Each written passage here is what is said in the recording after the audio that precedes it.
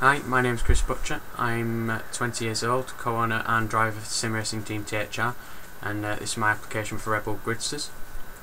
Been playing racing games since I was a little boy, on PlayStation 1, starting with Gran Turismo and F1 2000.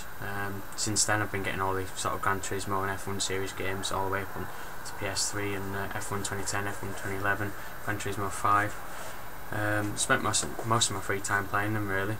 Always dreamt of being a racing driver, but I never sort of pulled my finger out and did it, never got the chance. But to me, doing this was the next best thing. When I was 18, I used my money to buy a Logitech G27 racing wheel for my PC and PlayStation, and I started playing a game called R Factor, which is more geared towards simulation racing, and there's quite a lot of high profile leagues online there. And started taking part in those, getting a few race wins, and started in the really high profile leagues, best against drivers in Europe, taking a few race wins and podiums. What I'd like to do is show you some highlights from my sim racing career. I do have Gran Turismo and Formula 1 for my PlayStation 3, but I only play those offline, and I don't have a captured card, so I'm not on any leaderboards or anything, so I can't show you them, or I can't show you any footage from it. What I can do is show you some clips from highlights packages and live broadcasts from events I've taken part in Race Department and Touring Pro Series. So I'm going to show you a few of my favourite moments. Commentary on them by Ryan Callan, Toby Davis, Keith Barrick and Danny Asbury. Here's Butcher, and he's closing on Thomas Demelin, and that's for 10th position. Butcher had a very poor qualifying session, started from the back of the field, but he's making amends now, and he's closing up on Demelin through the tight right-handers. This is turn 3 and 4, Castrol and Omega, and Butcher makes his way through past Demelin. Demelin a little bit wide, a little bit of understeer through there, and Butcher seizes the opportunity and makes his way past, and he's moved up into 10th position. And here's Butcher and Venari, so this is also into turn 1, and Butcher already made his way past Demelin, and he's making his way past Venari on the very next lap, so Butcher's still making good progress, and Venari really gave him that one, not really wanting to defend too hard. He knew that Butcher was quicker than him at that stage, and Butcher in fact is now closing up on David Yunt. This is for 8th position, and look at Butcher all over the back of Yunt, and he's going through on the inside. This is a very fast section of the track. This is about this is turn 7 and 8, but Butcher makes his way through. Excellent move from Chris, and moves up a place. And here's Butcher all over the back of Ajala, looking to capitalise on Tustin getting past the Audi of Ajala, and he's going to go on the outside of the fast right-hander down the hill. He should have a little bit of a better run, and he does so. He's going round the outside now of Ajala. He'll be on the outside for the left-hander at the bottom of the hill, and this is Saxon Curve, and Butcher goes round the outside and takes the position away from Ajala. An excellent move from Butcher, braved it there around the outside. In the background, here's Chris Butcher, who made a lightning getaway really to move up into 3rd position, and he's behind Jesper Talborg, and he's clearly got the pace to have a go at Talborg. He's on the outside into the hairpin, so difficult to make a move around the outside. Mataszewski still leads the pack. Butcher's still having a go around the outside anyway, and he looks like he might get the better drive out of the corner as well. An excellent move from Chris Butcher. He moves up ahead of Jesper Talborg, and Talborg may be under pressure from Rasmus Salo as well, but Butcher around the outside of the hairpin. Here's Salo now in behind Jesper Talborg, and that's Butcher ahead of them, and Butcher tracking Mataszewski, so Mataszewski still leading at the moment, and Salo's going up the inside of Talborg into the hairpin, and finally a clean overtake in this race, and Salo moves up a position into the final podium position, and takes it away from Jesper Talborg, who is our championship leader at present.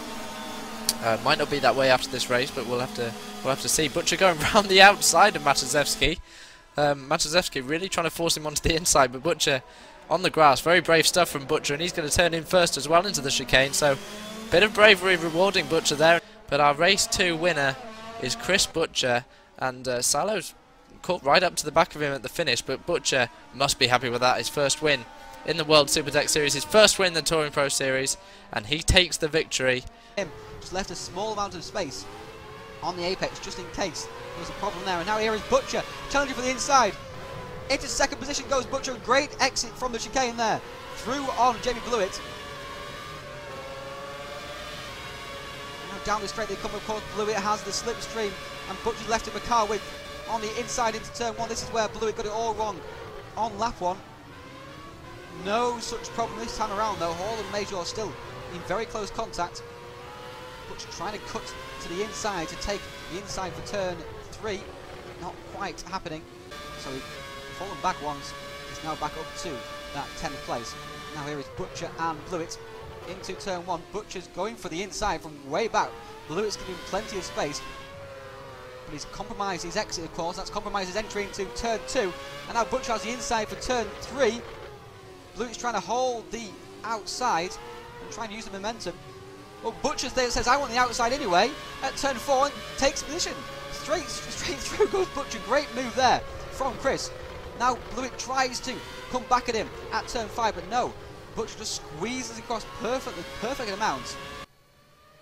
Now here's Butcher and Strauss. Look how close they are.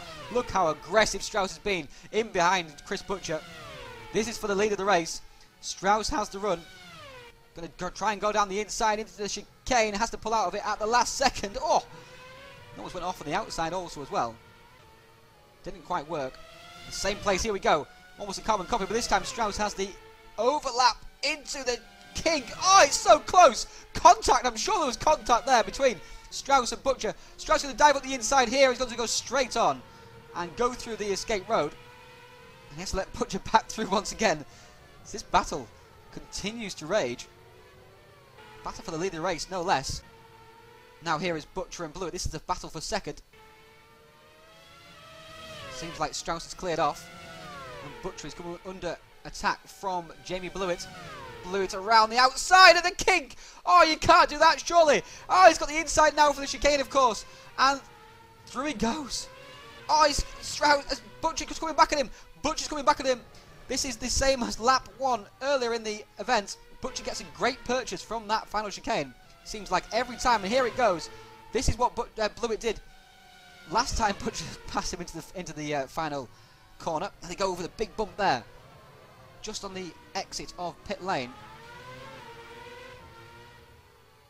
And that was hard stuff from both Blewett and Butcher. Butcher trying to get as close as possible to the back of Jamie's car. 54 of 60. This battle for second rages on. Blewett, and now Butcher dives for the inside. Butcher dives to the inside. Blewett has to give him space. Butcher's pulled a Strauss. Butcher has pulled a Strauss on Jamie Blewett. He's learnt from Strauss's move. As we go on board at the start of the race with Chris Butcher. He's in 4th on the grid. He's known for his good starts, and there is another one of those from him. Blewett comes across to cover the inside. Butcher sweeps across the outside. Plenty of smoke coming from the engines that have been waiting on the grid.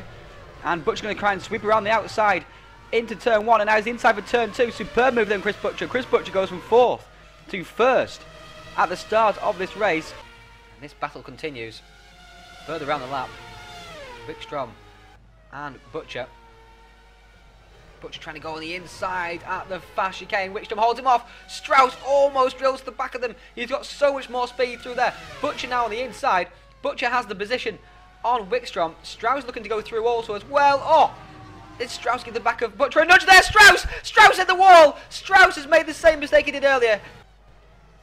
Now he's Hall and Butcher, and Hall, after all of that, qualified well, but after all of this, he just kept his head down, kept out of trouble. Very, very quiet race indeed. He's found himself in the lead of the race, but not for long, because Butcher's come down the inside at Ascari.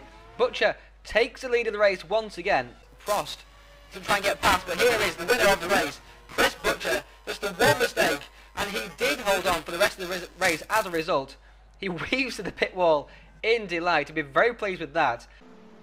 Here we go. Yeah, he's definitely down the inside overheating. into the heavy went.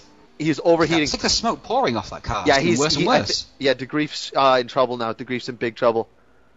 And now Butcher's still on the inside, still fighting it, because De Grief's Skyline is slightly faster down the straight.